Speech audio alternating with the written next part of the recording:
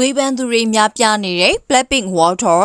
Blackpink ရဲ့မကြာခင်မှာကျင်းပပြုလုပ်သွားမယ့် World Tour ဟာပရိသတ်တွေကြားမှာဝေဖန်မှုတွေအများကြီးခံနေရပြီးတချို့ကတော့စိတ်ဆိုးဒေါသထွက်နေကြပါတယ်။တကယ်ကတော့ Tour ကိုစတင်ကြေညာလိုက်တဲ့ကဝေဖန်မှုတွေစတင်နေခဲ့တာပါ။အထူးသဖြင့်မမတွေကသူတို့ရဲ့ကိုယ်ပိုင် schedule တွေထဲမှာအလုပ်တွေရှုပ်နေခဲ့ပြီးအခုထိ rehearsal တွေလည်းမလုပ်ကြသေးတဲ့ပြဿနာတွေအများကြီးရှိနေပါသေးတယ်။ Netizen တွေကတော့ comeback လိုမျိုးသတင်းတစ်ခုခုထွက်ပေါ်လာပြီးပရိသတ်တွေအတွက်စိတ်လှုပ်ရှားစရာလေးတွေများရမလားလို့မျှော်လင့်နေကြပေမဲ့လည်းပြီးခဲ့တဲ့ Tour ပြီးခဲ့တဲ့ကတချင်းသစ်မထွက်သေးတာကြောင့်အမြဲတမ်းစိတ်ပြတ်နေခဲ့ကြရပါတယ်။မေလ23ရက်နေ့မှာ Blackpink ရဲ့ Official X အကောင့်ကနေ Noti လေးတွေတက်လာတဲ့အခါပရိသတ်တွေကတချင်းသစ်လားလို့ထင်လိုက်ကြပါသေးတယ်။ဒါပေမဲ့လည်းတကယ်တမ်းမှာတော့ဒါဟာ Tour ရဲ့နာမည် deadline ကိုပဲဒီအတိုင်းရိုးရိုးရေးထားတဲ့ graphic ပုံတစ်ပုံဖြစ်နေခဲ့ပါတယ်။နာမည်ကြီး idol တွေအတွက် Netizen တွေဝိုင်းဝန်းတိုက်ခိုက်တာကိုခံရတယ်ဆိုတာမထူးဆန်းဘူးဆိုပေမဲ့ Blackpink ရဲ့ post အောက်မှာတော့ပရိသတ်တွေရဲ့အလိုမကျဒေါသတွေစိတ်ပြတ်မှုတွေနဲ့ပဲပြည့်သွားပါတယ်။ဒီပုံကြီးဟာ